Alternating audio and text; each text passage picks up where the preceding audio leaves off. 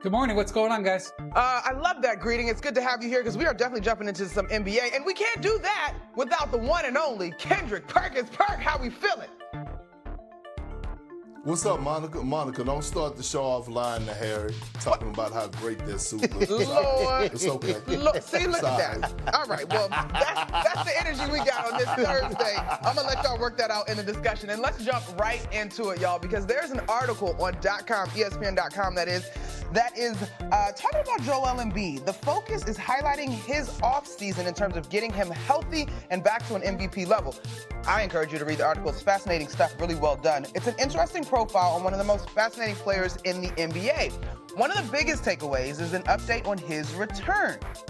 It reads, "We're not going to push anything. For my whole career, I felt like we never took that approach. We don't have a timeline, hopefully sooner rather than later."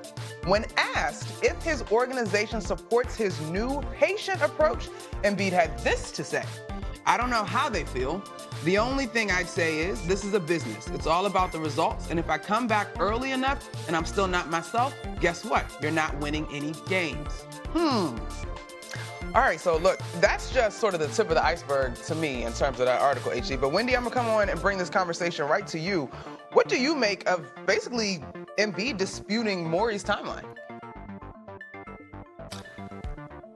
There's so much in this story that it's very hard to look at one quote or one aspect of it and try to summarize anything. This story goes very deep into Joel's past, his childhood, his relationship with the Sixers over the last decade. Forget about the last 3 months.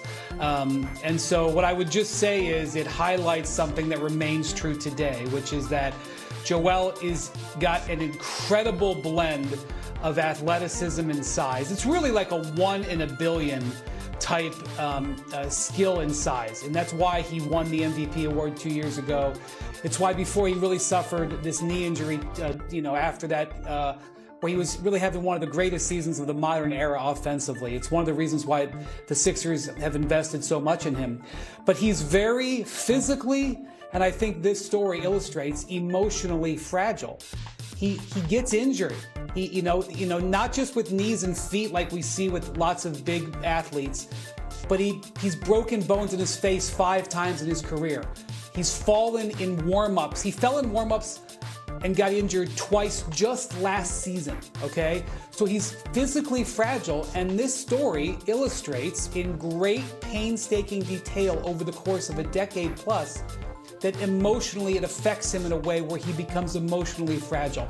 And I don't say that as a criticism. I say that as a takeaway from what this very in-depth story says. So we have a player who's physically dealing with all these challenges and has to maintain and deal with his emotions just as much as he has to maintain his body. And so you are going to have difficult situations because of that. And I know what you're asking is a simple question, Monica. I don't have a simple answer. You're asking me if they're on the same page. I don't have a simple answer because this is a very complex person this story tells. I appreciate that, Wendy, because if ever there was an instance, Harry, where you need to have a little bit of nuance and touch, it would be on some of the things coming out from this story. Yeah, and I would say this. I think it's glaring to me that when you look at Daryl Morey and you also look at the Philadelphia 76ers and Joel Embiid, they're not on the same page, especially when it comes to his body. And I would also say this.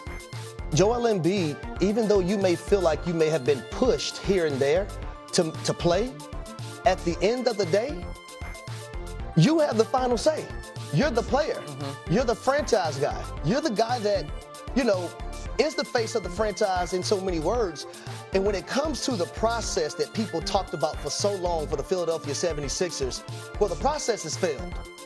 And now hearing this from Joel Embiid, it's okay to want to look out for yourself. But at the same time, I would ask you, why did you play in the Olympics last season?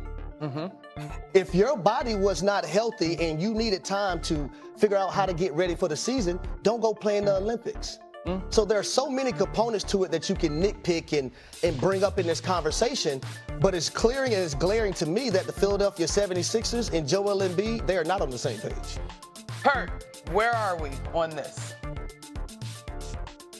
I'm glad Harry brought up that point because 2 seasons ago, I know y'all been probably watching Love Island, but I'm gonna call this Perk Island because Okay. I stood on the island. I stood on the island by myself and said that Joel Embiid, not only should he have not played in the Olympics, he should have not played towards the end of the season when they got bounced against the New York Knicks.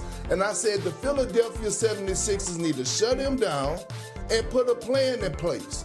And at that point, I got called everything but a child of God. But here we are. Now Joel Embiid is speaking out. And it's hard because I'm not going to come on here and criticize this man. He's been injured since he's got into the NBA, right? Coming out of Kansas. Hell, he was injured there. And so when you think about this situation, at one point we was looking at the Philadelphia 76ers, and at one point we saw structure. We saw stability. We saw culture. And then all of a sudden, since Daryl Morey has taken over this job, it's gotten worse. Since he's taken over this organization, it's got worse. Let's be real here.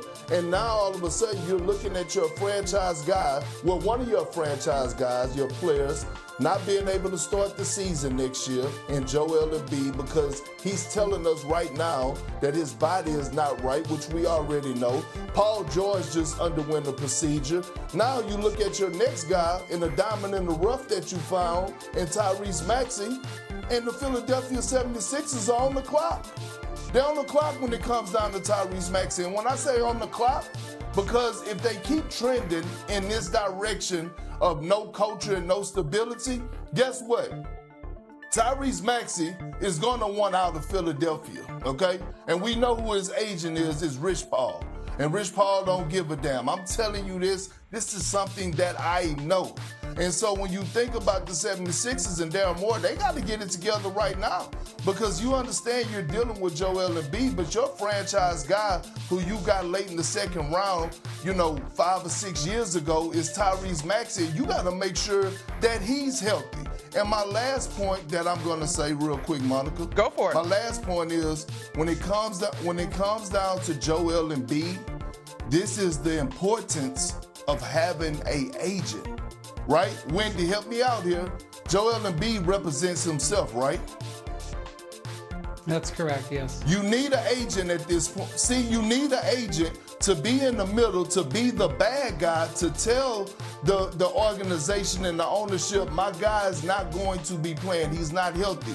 We're going to go to other doctors around the country to get an evaluation, not just in the 76ers organization.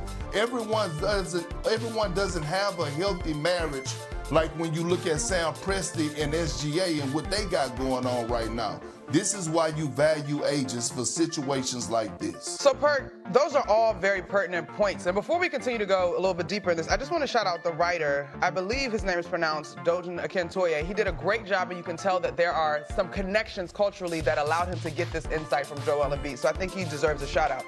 But you brought up the point, Perk, in terms of the relationships. And in the article, Embiid talks about basically his trust issues and not being able to expand out his circle. Or maybe not being able to, but not willing to. So, Wendy, when you consider that, how do you move forward? Because we have long talked about